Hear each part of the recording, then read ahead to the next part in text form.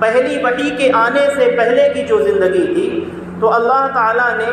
اس پوری 40 سالہ زندگی کو اپنے پیارے حبیب علیہ الصلوۃ والسلام کی رسالت کے لیے دلیل بنایا، اور صرف حضور کی رسالت کے لیے نہیں، اپنی توحید کے لیے بھی اللہ تعالیٰ نے یہ دلیل بنایا۔ اور سورہ یونس میں اللہ تعالیٰ نے اسی زندگی کا ذکر کرتے ہوئے کہ حضور پاک علیہ الصلوۃ والسلام کی حیات طیبہ انہی کے درمیان گزر رہی تھی، مکے والوں کے درمیان، جن میں حضور پاک علیہ الصلوۃ والسلام کو بھیجا تھا اور مبعوث فرمایا تھا۔ اللہ تعالیٰ نے ارشاد فرمایا حضور کی زبانی، فرمایا فقد لبثت فیکم عمرا من قبلی، لوگوں اس وحی کے نازل ہونے سے پہلے، اس قرآن کے اترنے سے پہلے بھی میں نے اپنی زندگی کا ایک بڑا حصہ تمہارے درمیان گزارا ہے۔ افلا تعقلون، تو کیا تمہیں اتنی عقل نہیں ہے، اتنا شعور نہیں ہے، تمہیں اتنی بات سمجھ میں نہیں آتی کہ جب تک میں نے اپنی نبوت کا اعلان نہیں کیا تھا،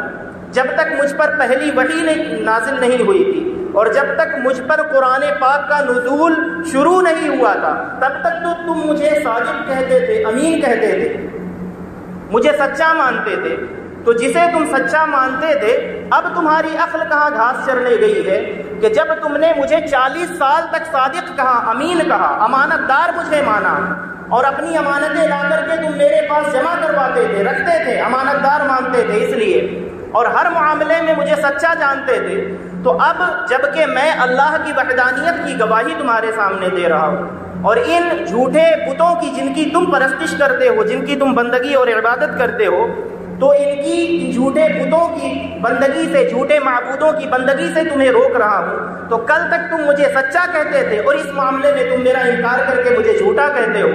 تو حضور پاک علیہ الصلوۃ والسلام نے اپنی اس پہلے کی زندگی جو آپ نے سچائی کے ساتھ گزاری تھی، جو آپ نے امانت داری کے ساتھ گزاری تھی، اور جو آپ کے اعلیٰ اخلاق اور عمدہ کردار کا نمونہ تھی، جو آپ کی حیات طیبہ، آپ نے اپنی زندگی کا حوالہ دے کر کے اور اپنے ان کے درمیان گزارے ہوئے ایام کا حوالہ دے کر کے انہیں یوں لاجواب کیا کہ کل تک تو تم مجھے صادق اور امین کہہ کر کے کچھ پکارتے تھے، تمہارے نزدیک سب سے اچھے اخلاق والا میں تھا، سب سے اچھے کردار کا مالک میں تھا، تو اب کیا ہوا کہ جب میں تمہیں ایک اللہ کی جانب بلاتا ہوں اور ان جھوٹے معبودوں کی پرستش جن کی بندگی تم کرتے ہو، جب بتاتا ہوں کہ یہ جھوٹے ہیں، یہ معبود نہیں ہیں، یہ معبودان باطلہ ہیں اور معبود حقیقی صرف اللہ ہے، تو حضور پاک علیہ الصلوۃ والسلام نے اپنی دعوت کی دلیل، اپنی نبوت کی دلیل، اپنے رسالت کی دلیل اور اللہ رب العزت کے یکتائی کی، اس کی توحید کی دلیل، اپنی پوری اس حیات طیبہ کو قرار دیا جو اعلان نبوت سے پہلے کی زندگی تھی۔ تو حضور پاک علیہ الصلوۃ والسلام کا اتنا عمدہ اخلاق تھا، اتنے اعلیٰ کردار تھے، آپ صادق اور امین تھے، یہی وجہ تھی کہ آپ کی زندگی اس قابل تھی کہ آپ نے اس پوری زندگی کو ان کے سامنے دلیل کے طور پر رکھ دیا، اور اللہ رب العزت نے آپ کی حیات طیبہ کو ان کے سامنے دلیل بنایا۔ اب حضور پاک علیہ الصلوۃ والسلام کی جو سیرت مبارکہ ہے، یا یہ کہیں کہ حضور پاک علیہ الصلوۃ والسلام کی جو عادات کریمانہ ہیں، جو آپ کے فضائل اور خصائل ہیں، آپ کی عادتیں کیا تھیں، ان میں سے میں چند چیزیں آپ کے سامنے پیش کر رہا ہوں۔ سیدنا امام حسن مجتبی رضی اللہ تعالی عنہ، چونکہ ان کا جو حضور پاک علیہ الصلوۃ والسلام کے ساتھ کی جو زندگی ہے، بہت کم عرصہ آپ نے گزارا ہے، بچپن آپ کا تھا تبھی حضور پاک علیہ الصلوۃ والسلام اس دنیا سے رخصت ہو گئے، تو سیدنا امام حسن مجتبی رضی اللہ تعالی عنہ وہ ابن ابی حالہ، وہ ان سے دریافت کرتے ہیں، پوچھتے ہیں کہ آپ مجھے یہ بتائیں کہ حضور پاک علیہ الصلوۃ والسلام کے اخلاق کیسے تھے، حضور کے کچھ اوصاف، حضور کے کچھ کمالات آپ مجھے بتائیں تاکہ میں انہیں یاد کر لوں اور حضور پاک علیہ الصلوۃ والسلام کے اخلاق اور کردار کو جانوں کہ حضور پاک علیہ الصلوۃ والسلام کے معمولات، آپ کے شب و روز، آپ کے دن اور آپ کے رات کس طرح سے گزرتے تھے۔ تو جو انہوں نے بیان کیا حضرت امام حسن مجتبی رضی اللہ تعالی عنہ سے، وہ فرماتے ہیں چند حضور کے خصائل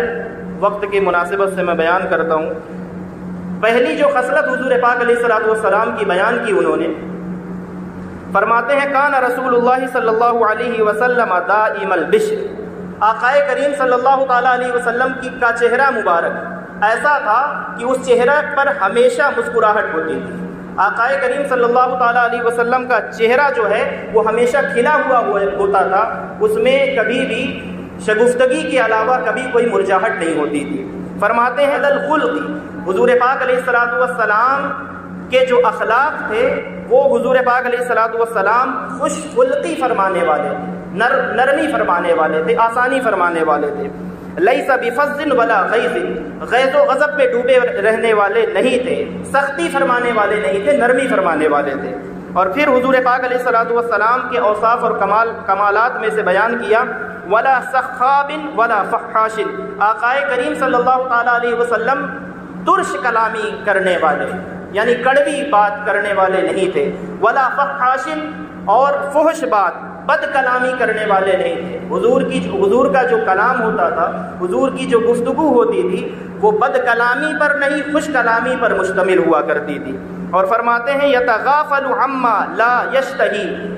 اگر حضور پاک علیہ الصلوۃ والسلام کے سامنے کوئی ایسا معاملہ پیش آتا کہ جو آپ کو پسند نہیں ہوتا تھا، یا کوئی ایسی چیز پیش کی جاتی جو حضور پاک علیہ الصلوۃ والسلام کو پسند نہیں ہوتی تھی، تو حضور پاک علیہ الصلوۃ والسلام اس سے صرف نظر فرماتے تھے، نظر انداز کر دیتے تھے۔ یعنی اس پہ جو ہمارے مزاج میں یہ چیز ہوتی ہے کہ ہمیں جو چیز اچھی لگتی ہے ہم اس پر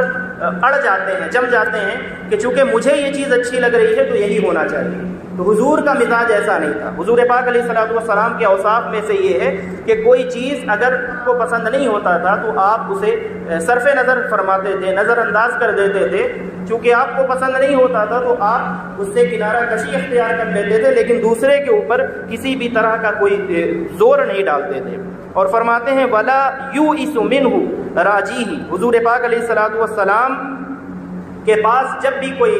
اپنا خالی دامن لے کر کے آتا، خالی کاسا لے کر کے آتا، اگرچہ وہ کوئی کافر ہی کیوں نہ ہوتا، آقائے کریم صلی اللہ تعالیٰ علیہ وسلم ہر آنے والے کے لیے، چاہے وہ کافر ہو، چاہے مشرک ہو، چاہے آپ کا دشمن ہی کیوں نہ ہو، حضور پاک علیہ الصلوۃ والسلام اس آنے والے کو اس کی سوچ سے کہیں زیادہ عطا فرمایا کرتے تھے۔ یہ حضور پاک علیہ الصلوۃ والسلام کے اوصاف ہیں، حضور کے خصائص اور کمالات ہیں۔ اور بیان کرنے کا مقصد اس مہینے میں یہ ہے کہ یہی اخلاق، یہی اوصاف ہمارے ہونا چاہیے کہ ہم حضور پاک علیہ الصلوۃ والسلام پر ایمان لانے والے ہیں۔ اور حضور کے اسوہ حسنہ کے مطابق قرآن مجید نے ہمیں اپنی زندگی گزارنے کا حکم دیا ہے۔ تو یہ جو تمام اوصاف میں آپ کے سامنے پیش کر رہا ہوں، اس پیش کرنے کا مقصد یہ ہے کہ میں اور آپ بھی حضور پاک علیہ الصلوۃ والسلام کے انہی اوصاف اور انہی حضور کے خصائل کے مطابق اپنی زندگی گزارنے کی کوشش کریں۔ اور فرمایا ولا یخیب فیہ، حضور کی بارگاہ میں کوئی آنے والا آتا تو ایک تو آپ اس کی امید سے زیادہ، اس کی سوچ سے زیادہ عطا فرماتے تھے، اور دوسرا یہ کہ جب بھی کوئی آتا تو کوئی نا امید ہو کر کے آپ کی بارگاہ سے نہیں واپس ہوتا تھا، کوئی نا امید ہو کر کے آپ کی بارگاہ سے نہیں لوٹتا تھا۔ لا یتکلم الا فیما رجا ثوابہ، جب بھی حضور پاک علیہ الصلوۃ والسلام کلام فرماتے، گفتگو فرماتے، آپ جب زبان کھولتے، کوئی کلمہ ارشاد فرماتے تو آپ کے کلام کی یہ خاصیت ہوتی، اور آپ کے کلام کرتے ہوئے آپ کی نیت یہ ہوتی کہ آپ اس میں ثواب کا پہلو تلاش کرتے ہوئے بات فرمایا کرتے تھے۔ جب بھی کوئی بات بولتے تو اس لحاظ سے گفتگو فرماتے کہ اس میں خیر ہی خیر ہوتی اور اس میں ثواب کا کوئی پہلو ہوتا، کہ جب بھی میں کوئی بات کروں تو میرے منہ سے کوئی کلمہ نکلے، کوئی جملہ نکلے تو اس میں بھی اللہ تعالیٰ مجھے ثواب عطا فرمائے۔ ثواب کو حاصل کرنے کے لیے حضور پاک علیہ الصلوۃ والسلام ثواب کے لیے اتنے حریص تھے، ثواب کے لیے حضور اتنی کوشش فرمانے والے تھے۔ اور ایک ہمارا معاملہ یہ ہے کہ ہمارے پاس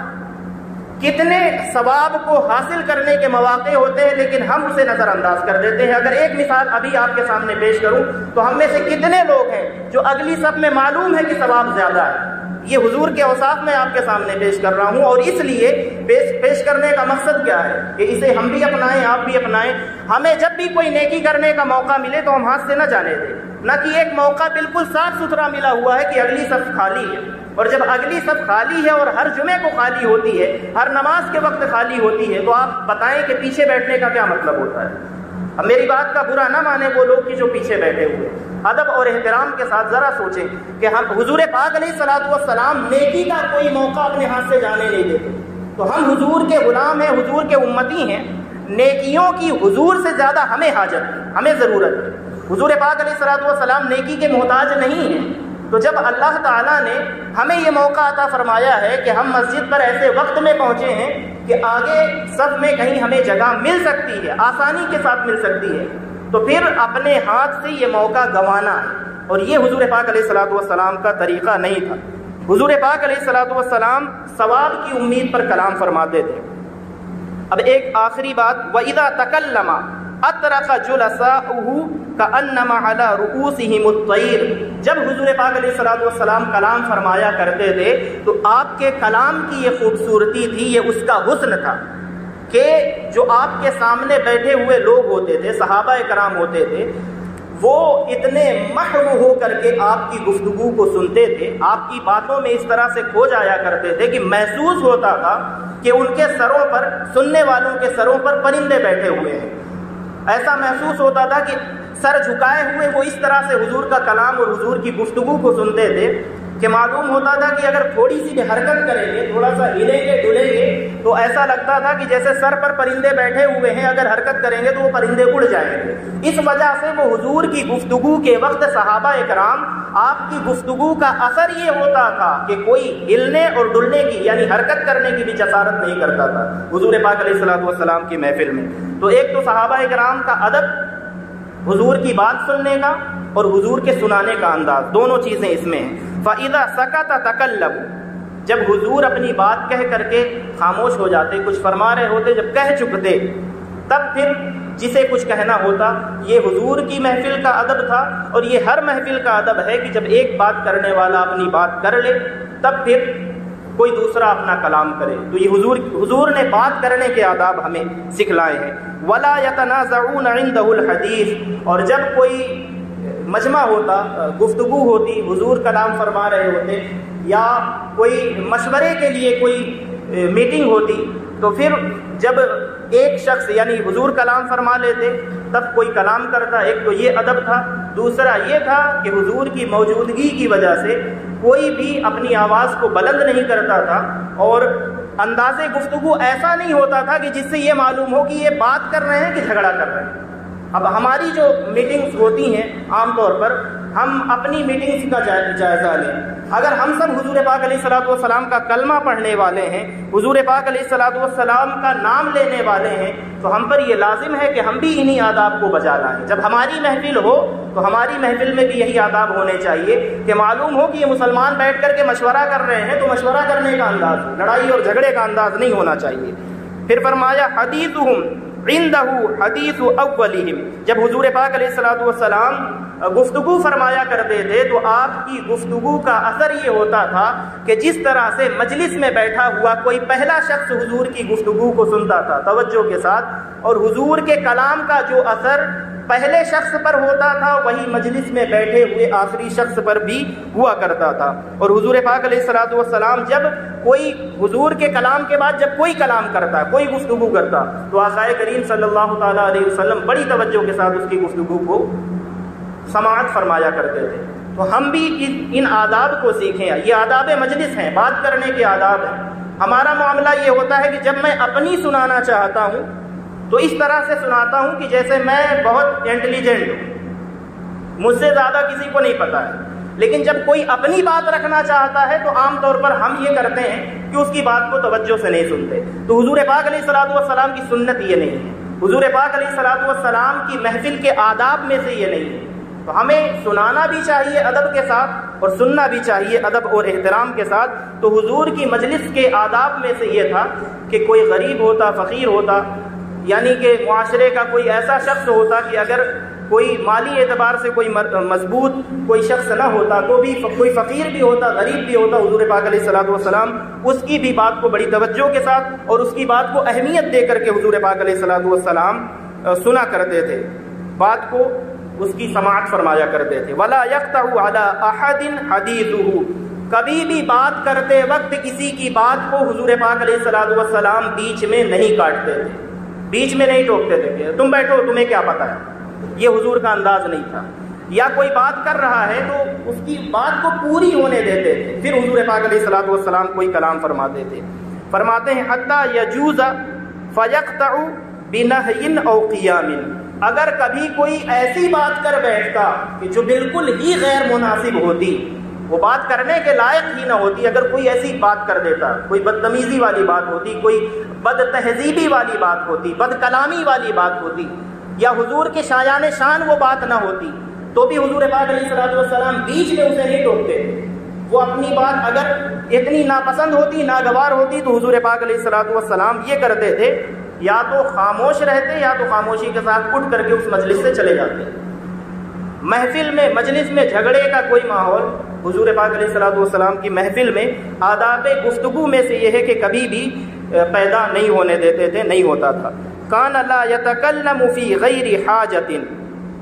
حضور پاک علیہ الصلوۃ والسلام بلا ضرورت کبھی بھی کوئی گفتگو نہیں فرمایا کرتے تھے، جب ضرورت ہوتی تب بولتے اور ضرورت کے مطابق بولتے۔ ویتکلم بجوامع الکلم، اور حضور پاک علیہ الصلوۃ والسلام جب بھی گفتگو فرمایا کرتے تھے تو با معنی اور با مقصد گفتگو فرماتے تھے۔ کان یحدث حدیثا لو عدہ العاد لاحصاہ، حضور جب کلام فرماتے تھے تو اس انداز سے گفتگو فرماتے تھے کہ اگر کوئی حضور پاک علیہ الصلوۃ والسلام کے کلمات کو اگر کوئی گننا چاہتا تو گفتگو اتنے آرام سے حضور فرماتے تھے کہ ان کلام کو اگر کوئی گننا چاہتا تو ان کو گن لیتا۔